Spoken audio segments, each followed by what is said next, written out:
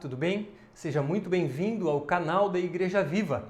A Igreja Viva fica localizada na cidade de Criciúma, Santa Catarina, e você é muito bem-vindo a estar conosco, compartilhando esses momentos que estamos tendo aqui na internet e compartilhando a Palavra de Deus.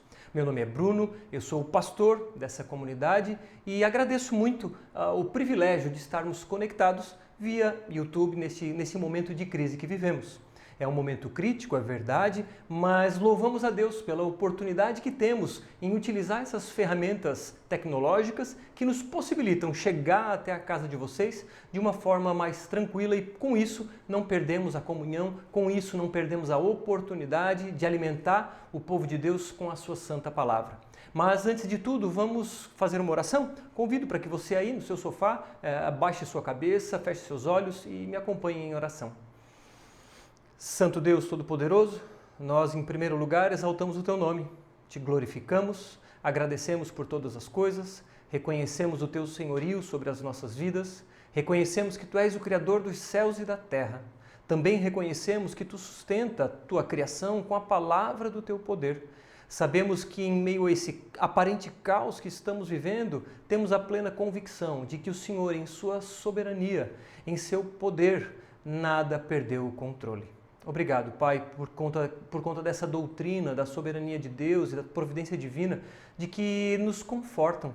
Porque quando olhamos para o Teu poder descrito nas Escrituras, vemos que nada realmente foge ao Teu controle e nisso descansamos.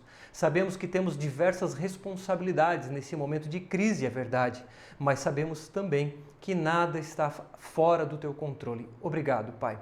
Obrigado pelas ferramentas tecnológicas, obrigado pela oportunidade de estarmos conectados via internet, obrigado por toda a oportunidade que o Senhor tem nos dado nesse momento de crise. E eu te peço, Senhor, que o Senhor, por meio do Teu Santo Espírito, me use nessa manhã, tarde ou noite, enfim, que o Senhor entre com graça sobre a minha vida, para que eu possa ser um instrumento da Tua santa vontade e para que neste momento em que os meus irmãos e os amigos assistem pela internet, possam receber a Tua santa palavra como uma semente plantada em terra fértil. E que no tempo oportuno, no devido tempo do Senhor, o fruto venha a aparecer. Por favor, Senhor, confronta-nos com a Tua santa palavra, conforta-nos também e nos torna a Tua imagem e semelhança. Por favor, faz a Tua vontade em nossas vidas. É no Teu nome poderoso que oro e agradeço. Amém. Pois bem, meus queridos, dando continuidade à nossa série de ministrações na carta de Paulo aos Gálatas, a nossa série intitulada A Justiça de Jesus. Hoje faremos a 7ª ministração nessa carta magnífica e será a 7ª e última ministração dessa série. Então aproveite, se você não assistiu ainda os episódios anteriores, assiste lá, muitos de vocês certamente estão em tempo na quarentena e têm a oportunidade de assistir. Como eu falei, foram 6 ministrações anteriores e hoje finalizaremos com a 7ª. E hoje o tema de hoje é Façamos o bem a todos. E hoje discutiremos a respeito da carta de Paulo aos Gálatas, no capítulo 6, dos versos 7 ao 10. Vamos ver então do que se trata a ideia de fazermos o bem a todos. Vamos ao texto bíblico.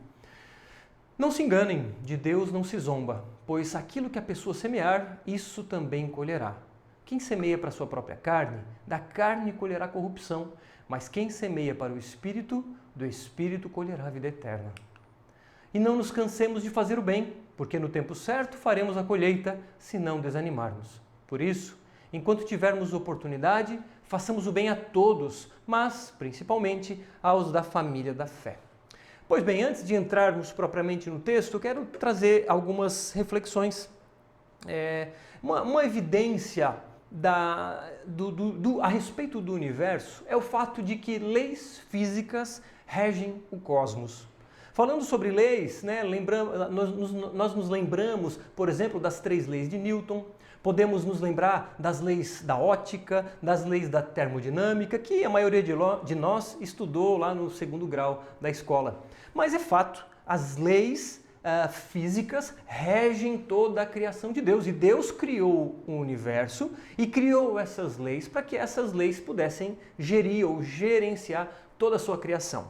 Essas leis, nós não conseguimos vê-las, mas é fato, nós conseguimos senti-las. Elas são, em geral, provadas e comprovadas por meio de experiências, por meio de cálculos matemáticos. Então sabemos de sua existência porque elas são comprovadas, mas principalmente, eu diria, porque nós as sentimos. Agora imagine, né, Isaac Newton, quando desenvolveu ou descreveu as suas 3 leis e a terceira lei de Newton, a chamada lei da gravidade, ele simplesmente colocou no papel algo que já existia. Mas perceba que o fato de a lei da gravidade, antes de Newton, não ter sido descrita, ela obviamente já existia. Percebe que o fato de algo existir, mas não ser comprovado, não faz com que ele deixe de existir? Assim como percebe que, mesmo não tendo sido provada antes de Isaac Newton, as pessoas obviamente experimentavam a lei da gravidade. Elas não conseguem dar saltos grandiosos porque a lei da gravidade nos prende ao chão, né? O que eu quero dizer com isso? Existem leis naturais que regem o cosmos, que mesmo quando nós não as descrevemos ou provamos, nós as sentimos.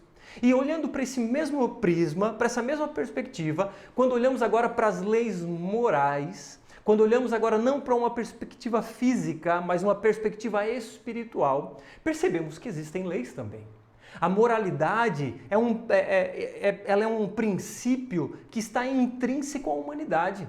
Se você for a qualquer tribo afastada da humanidade, por assim dizer, ou qualquer tribo longe do Ocidente, por exemplo, ou qualquer país muito distante, enfim, vá para qualquer povo.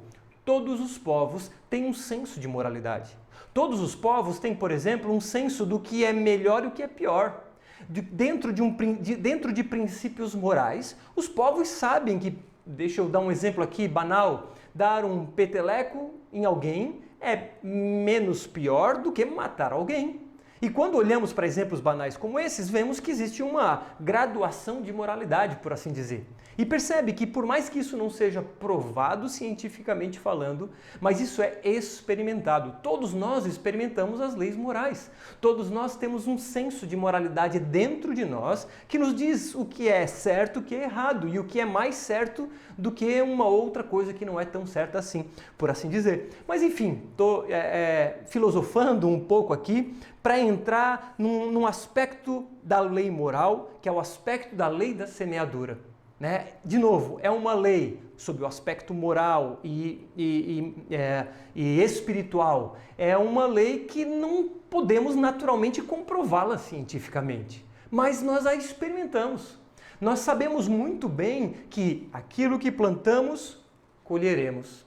Claro, é uma ilustração que nos leva a ideias da agricultura e, obviamente, você sabe que se você plantar sementes de cenoura, você não vai colher abóbora, né? É uma coisa óbvia, mas quando essa perspectiva é trazida para a realidade espiritual, é trazida para a realidade dentro de princípios morais, muitas vezes esquecemos. Mas é fato, aquilo que, moralmente falando, plantarmos, é aquilo que nós colheremos. Então a lei da semeadura, apesar de não ser provada, apesar de não ser vista, ela é sentida.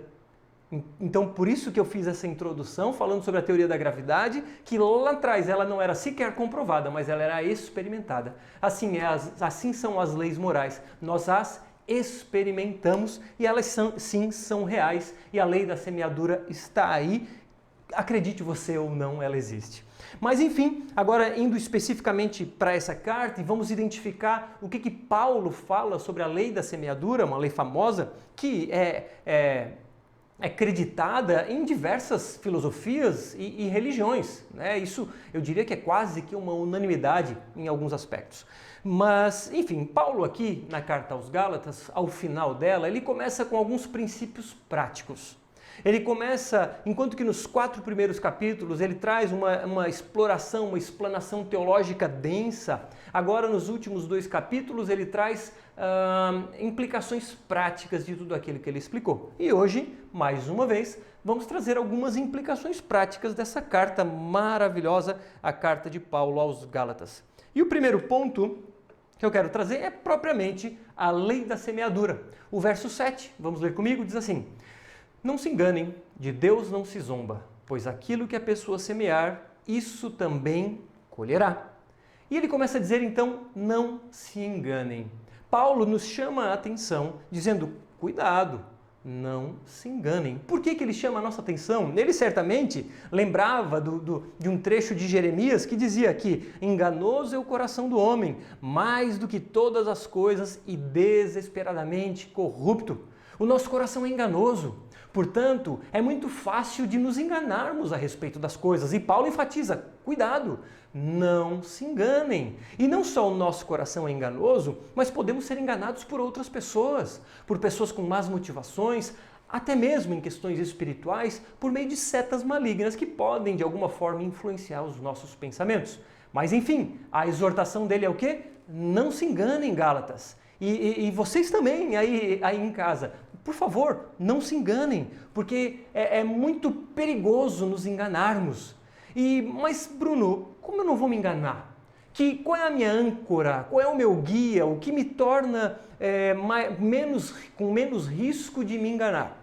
As Escrituras. As Escrituras são para nós, cristãos protestantes reformados, a nossa única regra de fé e conduta. É por meio dela que nos norteamos, então cuidado, não se engane. E o que ele está falando sobre não se enganar especificamente nesse texto?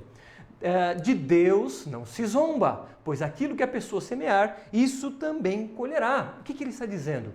Quando nós não acreditamos na lei da semeadura, quando nós vivemos como se essa lei não existisse, nós estamos zombando de Deus. Portanto, cuidado, não se engane. Não é porque você é um cristão que acredita nas doutrinas da graça, que acredita que foi salvo pela graça mediante a fé, que você pode negligenciar a lei da semeadura.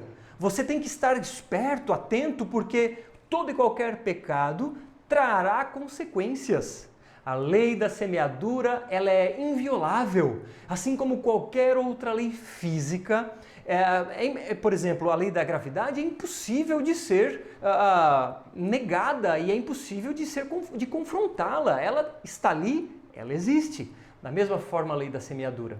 Ela é uma lei constante e é impossível abrir mão dela ou viver como se ela não existisse. Então, aqueles que vivem como se ela não existisse estão zombando de Deus. Cuidado, não se enganem, não esqueçam que a lei da semeadura ela é válida, é uma lei constante e real. E ele diz então, porque aquilo que a pessoa semear, isso também colherá. Aqui então Paulo faz essa ilustração com uma lavoura e é algo muito óbvio quando olhamos para uma plantação. Por exemplo, lá em casa, esses poucos dias, plantei algumas sementes. Plantei semente de limão, plantei semente de tomate e outras mais. Mas eu não estou esperando que a semente de limão se transforme em mamão. Nem que a semente de tomate se transforme em abóbora, né? É muito bobo pensar assim, mas o problema é que esse raciocínio nós muitas vezes esquecemos de transpor para a lei da semeadura, porque esse raciocínio na lei da semeadura também é válido. Se você plantar pecado, por exemplo, é possível colher bênçãos? Não faria sentido. Da mesma forma que plantar semente de tomate não gerará o fruto abóbora, plantar o pecado não gerará bênçãos. Então, a lei da semeadura é completamente válida, constante e real nas questões espirituais e morais. Então, a colheita, irmãos, ela é inevitável. É fato, tudo que plantarmos no tempo devido, colheremos. Por mais que você seja cristão, se você plantar pecado, você vai colher algumas repercussões negativas. Se você for um fumante, por exemplo, um fumante inveterado, há grandes riscos de você desenvolver algum problema pulmonar. Ou seja, você plantou o fumo, colheu um problema do pulmão. Agora, se você gosta de beber excessivamente e sair bêbado dirigindo e você, de repente, atropela uma pessoa e mata essa pessoa, é óbvio, você plantou bebida excessiva, álcool no volante, direção perigosa e plantou um homicídio, e colheu um homicídio. É a lei da semeadura. Você faz sexo de forma deliberada com outras pessoas que não a sua esposa ou esposo e de repente adquire uma doença sexualmente transmissível. É fato, você plantou algo, você colheu esse algo. Então, a lei da semeadura, ela é real. Vamos ao segundo ponto. Semear para a carne e semear para o espírito. E ele diz assim: quem semeia para a sua própria carne, da carne colherá corrupção. Mas quem semeia para o espírito, do espírito colherá vida eterna. Então, estamos falando sobre a semeadura nas leis morais. As leis morais dentro de uma esfera espiritual, não de uma esfera física. De novo, como eu disse, essas leis são imutáveis, criadas por Deus. Então, o que é semear para a sua própria carne? João Calvino diz que semear para a própria carne, perdoe-me, é buscar a satisfação nas necessidades desta vida. As pessoas que semeiam para a própria carne são aquelas pessoas que buscam incessantemente os prazeres para si, que vivem uma vida constantemente atrás de satisfazer os prazeres de sua própria carne. Aqui é muito claro nós trazermos de volta Gálatas capítulo 5, poucos versos anteriores, quando Paulo fala sobre as obras da carne e o fruto do Espírito. Estamos falando sobre semeadura, nada mais intuitivo, eu diria, que quando falamos sobre semeadura, voltamos versos antes e Paulo fala sobre o fruto do Espírito. Então, o que temos que plantar para colher o fruto do Espírito? Mas antes disso, falando sobre semear para a sua própria carne, logo nos remete, Gálatas capítulo 5, versos 19 a 21, quando diz que as obras da carne são imoralidade sexual, impureza, libertinagem, idolatria, feitiçarias, inimizades, rixas, ciúmes, iras, discórdias, divisões, facções, invejas e bebedeiras. Todas essas coisas são obras da carne. Então, semear para a sua própria carne é viver deliberadamente nesses pecados. É fato, eventualmente nós caímos em alguns desses pecados, normal, porque a velha natureza muitas vezes acaba por nos dominar. Mas o ponto é que aquele que vive segundo as obras da sua carne, ele deliberadamente está alimentando a sua própria carne. E ele deliberadamente está nesses pecados. E essas pessoas que plantam deliberadamente em sua carne, certamente colherão ruína, certamente colherão corrupção. A sua vida, de alguma forma, colherá coisas negativas em função daquilo que foi plantado. E é importante aqui também relembrar de que a graça, ou melhor, crer nas doutrinas da graça, de que você é salvo pela graça e não por obras, como temos falado exaustivamente aqui na carta aos Gálatas, porque Paulo enfatiza muito esse princípio de que a salvação é pela graça e não por obras de justiça própria. Isso não significa, irmãos, que você ter esse entendimento de que a salvação é pela graça, você pode viver deliberadamente no pecado, achando que você não vai colher consequências deles. Errado! Isso é um grave erro, porque muitos de nós que de fato creem que a salvação é pela graça, acham que uma vida no pecado não trará consequências negativas ainda nessa vida. Sim, trará. E Paulo diz, cuidado, não se engane, não zombe de Deus, porque se você foi salvo pela graça e você vive deliberadamente no pecado, você ainda não entendeu, não conseguiu compreender a profundidade e a largura do amor de Cristo por nós. Porque se você conseguisse compreender o tanto quanto Ele nos amou, jamais você viveria afundado no pecado. E muitas vezes, como eu disse, zombando de Deus, porque não acredita no fim das contas que a lei da semeadura é real. Cuidado, como Paulo disse, de Deus não se zomba. Cuidado, porque a lei da semeadura em algum momento fará você colher tudo aquilo que você plantou. Então, satisfazer os desejos da carne, isso é, semear para a sua própria carne, trará uma colheita de desintegração moral. Por exemplo, uma pessoa que é desonesta, em algum momento da vida, ela vai colher o quê? Solidão. As pessoas veem a desonestidade dela e ninguém mais quer se relacionar com ela, porque veem que ela não é uma boa pessoa, não é uma pessoa que podemos confiar. Se você planta então desonestidade, você invariavelmente pode colher a solidão. Se você planta inveja, por exemplo, pessoas invejosas, Pessoas invejosas, que vivem a olhar para o outro, como falamos ainda na semana passada, elas tendem a colher o quê? A amargura. Elas passam a se comparar com outras, percebem que não têm o que os outros têm, ou não são o que os outros são, e começam a se amargurar. Plante inveja, colhe amargura. A lei da semeadura, ela é real, ela é fixa, ela é completamente constante. Mas, segundo um outro autor chamado Tim Keller, ele traz dois entendimentos a respeito do que é semear para a sua própria carne e colher corrupção. O primeiro entendimento que ele dá é a respeito do cristão em pecado. Você é cristão, regenerado, tem o fruto do Espírito, você inclusive já foi batizado, é membro de uma igreja e de fato você é regenerado. Mas estes cristãos podem ainda viver no pecado muitas vezes, podem se perder em alguns pecados da vida. Então é a primeira perspectiva que ele dá para estes cristãos que vivem em algum pecado, em algum momento na vida colherão consequências negativas destes pecados. Se você é cristão e está plantando pecado, cuidado, em algum momento você vai colher este pecado que você está plantando. Mas a segunda perspectiva, segundo esse autor, é a ideia da autojustiça.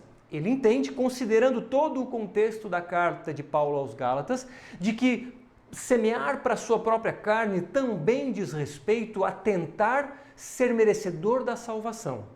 Significa aquele indivíduo que pelo próprio esforço, pela própria performance, busca ser salvo. Acha que por meio de suas boas obras, obras de autojustiça, farão dele merecedor do céu. Ele diz então que estas pessoas que estão buscando a salvação por meio das obras estão semeando para a sua própria carne, invariavelmente. Agora terão uma colheita de corrupção, mas lá na eternidade.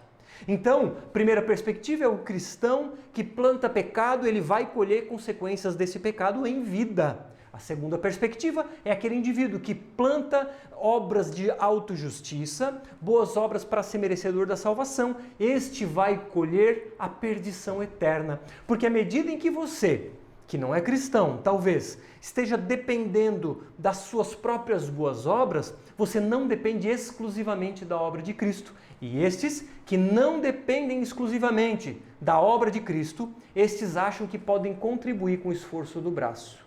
E estes que acham que devem contribuir, no fim das contas negligenciam o poder supremo da cruz de Cristo e da justificação somente pela fé. E estes então estão semeando para a própria carne e invariavelmente eles colherão a corrupção eterna.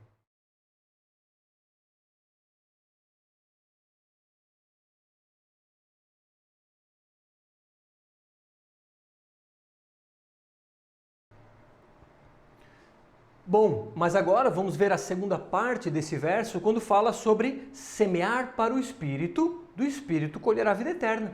O mesmo autor que eu citei antes, chamado João Calvino, diz assim, que esses que semeiam para o Espírito são aqueles que têm uma vida regulada pelo desejo de alcançar o reino de Deus. Então, aqueles que semeiam para o Espírito são aqueles que constantemente vivem uma vida voltada para a eternidade, voltada para as coisas do reino de Deus na terra.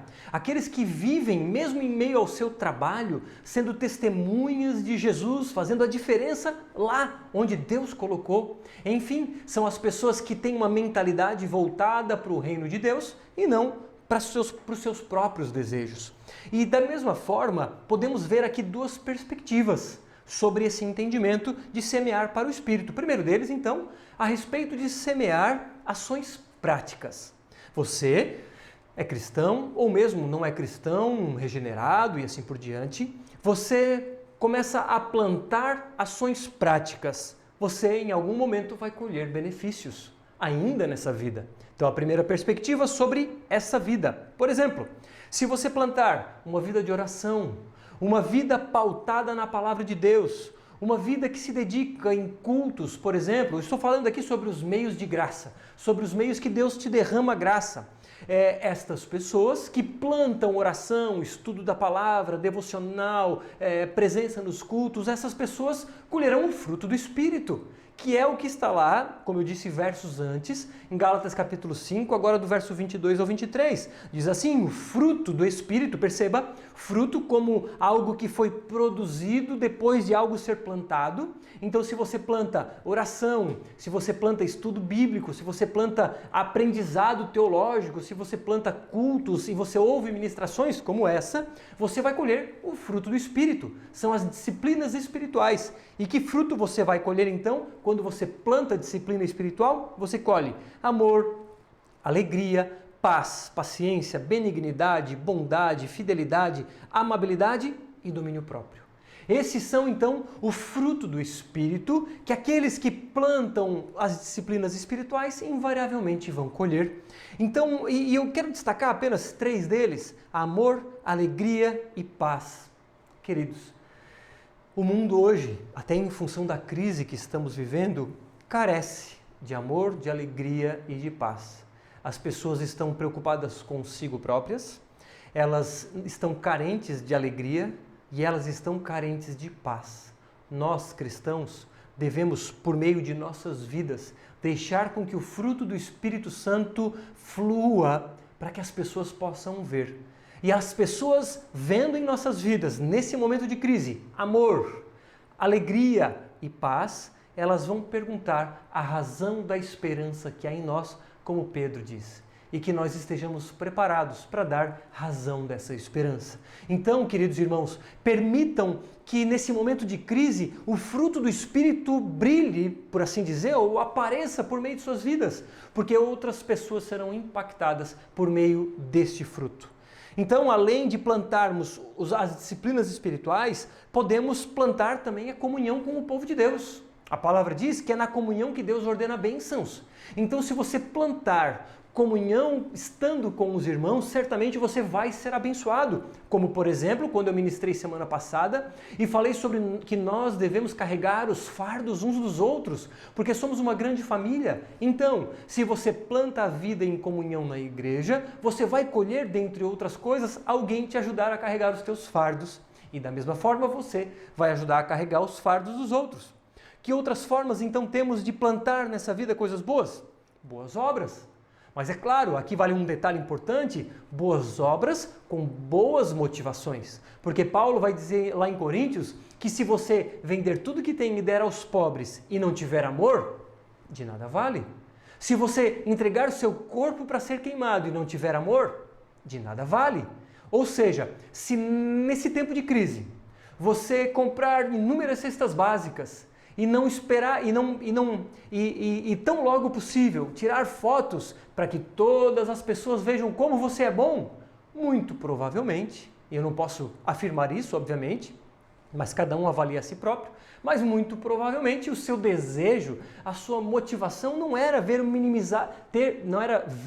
o sofrimento do próximo sendo minimizado, mas talvez o seu intuito, a sua motivação era mostrar para todos o quanto você é bom. Então cuidado, porque as boas obras devem estar pautadas de boas motivações. Sonde as suas motivações. Peça para que o Espírito Santo te sonde e esquadrinhe o teu coração e diga: Senhor, vê se há em mim algum caminho mau. E peça para que Ele corrija e te dê motivações adequadas. E a motivação adequada qual é? O amor a Deus e o amor ao próximo. Que outras formas então temos de plantar coisas boas para semear para o Espírito? Semear para o Espírito para plantarmos coisas boas? Quando nós obedecemos a lei moral de Deus. Quando observamos a lei de Deus e por amor a obedecemos. Não por medo, porque o nosso relacionamento com Deus não é um relacionamento de senhor e escravo, é um relacionamento de pai e filho. E pai, ou melhor, filho não obedece o pai porque tem medo, filho obedece ao pai porque ama. E a nossa obediência para com Deus deve ser também por amor. Por quê? Porque Ele nos amou primeiro. Então, e saibam que obedecer a Deus gera em nós satisfação. Então, se você planta obediência, naturalmente você vai colher alegria, você vai colher satisfação e felicidade. Então, a primeira perspectiva de entendimento sobre semear para o Espírito é a respeito de coisas práticas. Você ora, você lê a palavra, você vai aos cultos, você tem comunhão com os irmãos, você faz boas obras com boas motivações e você obedece à lei de Deus. Se você semear essas coisas para o Espírito, você vai colher vida eterna na terra. Perceba que esse termo vida eterna aqui, ele fala também com relação à perspectiva terrena. A Bíblia, por diversas vezes, fala sobre experimentar a vida eterna na terra. Porque quando fomos regenerados, nós já conseguimos usufruir um pouco, por assim dizer, da vida eterna. Já conseguimos usufruir, por exemplo, de uma paz que excede todo o entendimento. Então, quando você já é um cristão regenerado, você colhe frutos em que você começa a aproveitar a eternidade aqui na terra. Então, quando você semeia para o Espírito essas questões práticas, você vai nesta vida colher ainda benefícios da eternidade. Mas, sob uma outra perspectiva, precisamos olhar que, sobre a perspectiva agora da eternidade propriamente dita, quando semeamos para o Espírito e colhemos vida eterna, quando entendemos que semear para o Espírito é quando você não crê na sua justiça própria, é quando você deposita toda a sua confiança na obra de Cristo, é quando você entende, compreende intelectualmente, mas entende lá no coração de que Jesus levou sobre ele na cruz os nossos pecados. É o que os teólogos chamam de dupla imputação. É quando os teus pecados, ou melhor, os nossos pecados, são imputados, ou melhor, colocados na conta de Cristo na cruz do Calvário. E a justiça de Jesus, adquirida por ele na terra, sendo ele perfeito, é colocada ou imputada, colocada na nossa conta. Por isso, dupla imputação. Agora, nós vivemos na dependência dessa justiça que foi imputada a nós, e agora nós semeamos para o Espírito quando dependemos dele, não de nós mesmos, e portanto colheremos a vida eterna.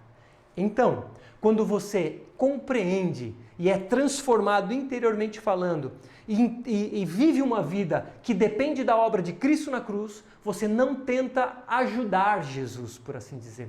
Você não tenta fazer boas obras para somar a cruz. Você confia exclusivamente na obra de Jesus. E agora então você colherá a vida eterna. Aí sim, falando na vida do porvir. Vamos ao terceiro ponto, quando fala sobre tempo de colheita. O verso 9 diz assim: e não nos cansemos de fazer o bem, porque no tempo certo faremos a colheita se não desanimarmos. Então vemos aqui que fazer o bem fala de uma colheita. Então fazer o bem é uma forma de plantar no Espírito, de plantar, de semear para o Espírito, e no tempo oportuno você vai colher. Mas perceba que há um tempo certo para isso. Há um tempo específico para essa colheita e todo agricultor sabe. Eu sei que eu plantei sementes de limão na minha casa e eu sei que hoje, quando eu chegar lá em casa, não terei um pé de limão de 1,5 metro de altura. Certamente vai levar um tempo. E precisamos entender que nas questões espirituais há necessidade também de aguardarmos esse tempo. Perceba que você planta coisas boas e a colheita ela virá no determinado tempo, no tempo segundo Deus deseja, no tempo natural de Deus e não no nosso tempo. Vivemos uma vida hoje imediatista, queremos plantar agora e colher amanhã, mas calma. Nas questões morais, a lei da semeadura não funciona de um dia para a noite ou da noite para o dia. Ela funciona no tempo de Deus, mas não desanime. Paulo diz, no tempo certo faremos a colheita. Então, se por exemplo, você está, pregando para alguém o Evangelho e você não vê transformação nessa vida, mas não desanime. Continue insistindo a pregar a essa pessoa, sabendo que o convencimento não é sua função. O seu papel é pregar, mas a função de convencer é do Espírito Santo. Portanto, continue, não desanime, porque no tempo oportuno, se sendo da vontade de Deus, essa pessoa vai se converter. Continue amando, continue servindo, mesmo que você não tenha, de repente, o reconhecimento daqueles que você ama ou serve, ainda que você não receba sequer um obrigado, continue amando, continue servindo, porque no tempo certo faremos a colheita se não desanimarmos. Portanto, não desanime. A colheita ela é inevitável e no tempo certo ela vai acontecer. Quarto e último ponto, como semear para o Espírito. Verso 10 diz assim: por isso, enquanto tivermos oportunidade, façamos o bem a todos, mas principalmente aos da família da fé. Bom, estamos falando sobre fazer o bem. Faça o bem. Faça o bem, porque a vida cristã é muito mais do que ir aos cultos num domingo. Vida cristã é mais do que evangelizar e fazer discípulos. Vida cristã também é fazer boas obras. Tiago diz que a fé sem boas obras é uma fé morta. Então a nossa fé, ela deve vir acompanhada de boas obras. Aliás, alguns vão dizer que fé e obras são dois lados de uma mesma moeda. As duas coisas estão acompanhadas. Não existe fé verdadeira sem boas obras. E as boas obras com boas motivações, elas vêm de uma vida de fé. Então, a vida cristã é sim ir aos cultos, é sim estar em comunhão com os irmãos, é sem dúvida evangelizar, fazer discípulos, mas também é fazer boas obras, também é amenizar o sofrimento do próximo. E é fato, quando fazemos boas obras, isso implica em sacrifício pessoal, isso implica em, de repente, usar do seu dinheiro, isso implica, talvez, em usar do seu tempo. Ou seja, você sempre vai perder para que outro possa ganhar. Mas afinal de contas, o que Jesus fez por nós? O que ele fez foi justamente isso, perder a própria vida em benefício de nós que estávamos mortos em delitos e pecados. Jesus, sendo Deus, ele perdeu a sua glória, coloco entre aspas, mas ele se destituiu de sua glória quando estava no céu, vindo à terra, se tornando alguém como nós. Ele se tornou um igual à sua criação. Ele se tornou um igual a nós, criaturas suas. Ele se humilhou. E não só se humilhou quando veio à terra, mas se humilhou na morte. Porque foi morte por cruz, a forma mais humilhante que alguém poderia morrer naquela época.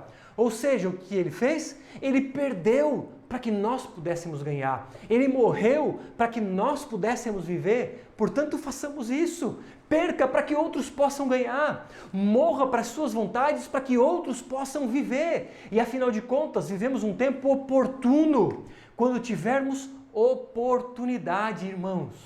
Talvez, muito provavelmente, nenhum de nós tenha vivido uma oportunidade tão grande para fazermos o bem. A todos. O bem sem olhar a quem. O tempo que vivemos é um tempo de crise. É um tempo crítico em que as pessoas estão necessitadas, estão carentes de uma palavra, de um abraço, por hora ainda não, mas tão logo possível, mas de uma ligação por vídeo, de uma mensagem, de uma cesta básica, de um emprego, enfim. Estamos diante de uma grande oportunidade, provavelmente a maior oportunidade que já tivemos em nossas vidas para fazermos o bem. Porque há extrema necessidade, há extrema carência. E aí Tito vai dizer no capítulo 2, verso 7, seja você mesmo um exemplo de boas obras. E ele também vai dizer em 3,14, quanto aos nossos, que aprendam também a se empenhar na prática de boas obras a favor dos necessitados, para não se tornarem infrutíferos. Perceba que podemos nos tornar infrutíferos. Não permita que isso aconteça em sua vida. Aproveite esta oportunidade e faça o bem a todos.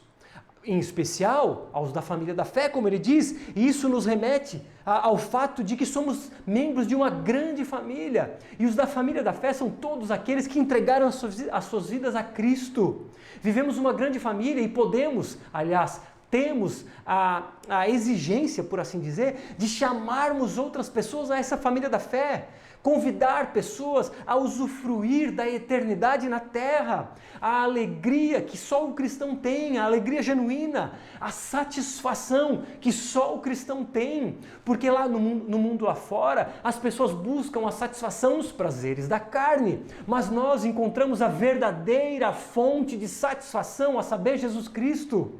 Portanto, devemos lá fora dizer, há uma fonte de satisfação inesgotável, há uma fonte de alegria que não acaba. Este é Jesus Cristo. Nós temos a paz que excede todo entendimento. Nós temos essa alegria mesmo em meio a circunstâncias ruins. Portanto, estamos diante de uma grande oportunidade. Não sei se teremos outra em nossas vidas ainda. Aproveite essa oportunidade, pregue as boas novas, faça o bem a todos, em especial aos da família da fé. Mas é a todos, Bruno? Será que é a todos? Sim, Jesus disse o quê? Digo, porém, a vocês que me ouvem, ame os seus inimigos, façam o bem aos que odeiam vocês, abençoem aqueles que amaldiçoam, orem por aqueles que maltratam vocês. Portanto, em especial, aproveite para fazer o bem àquele que de repente não quer o teu bem. Faça o que Jesus ordenou, ame os teus inimigos, abençoa-os, ore por eles e faça o bem a eles. Mas então, irmãos, não percamos essa oportunidade, porque como Jesus também disse, com isso todos saberão que vocês são meus discípulos. Se o quê? Se vocês amarem uns aos outros. Então, diante da oportunidade que estamos vivendo, aproveitemos para amarmos uns aos outros, porque dessa forma saberão que somos discípulos de Jesus. E finalizo com alguns pontos de conclusão e relembro alguns pontos. Primeiro, lembram das leis físicas, todas constantes, reais, e experimentamos elas da mesma forma que a lei da semeadura. A lei da semeadura é válida. Cuidado, não zombe de Deus. Não viva como se ela não existisse. A lei da semeadura é válida. O que você planta nos aspectos morais, você colherá em tempo oportuno. Cuidado, não plante para a própria carne, não plante a satisfação carnal incessante, porque você colherá ruína.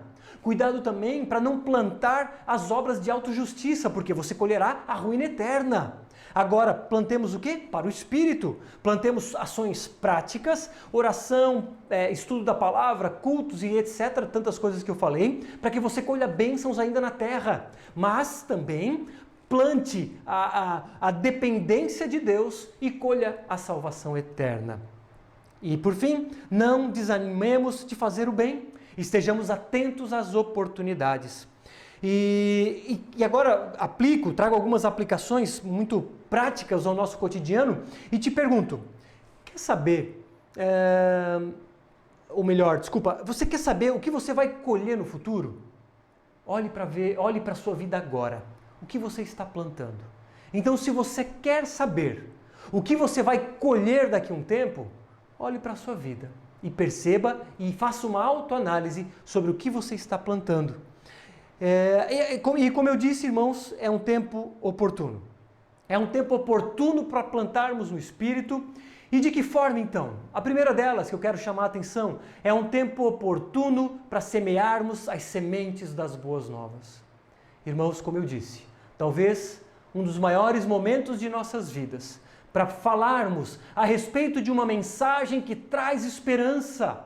Pessoas atualmente estão perdendo as suas expectativas, estão perdendo as suas esperanças, muitos estão depressivos, muitos estão tirando a própria vida.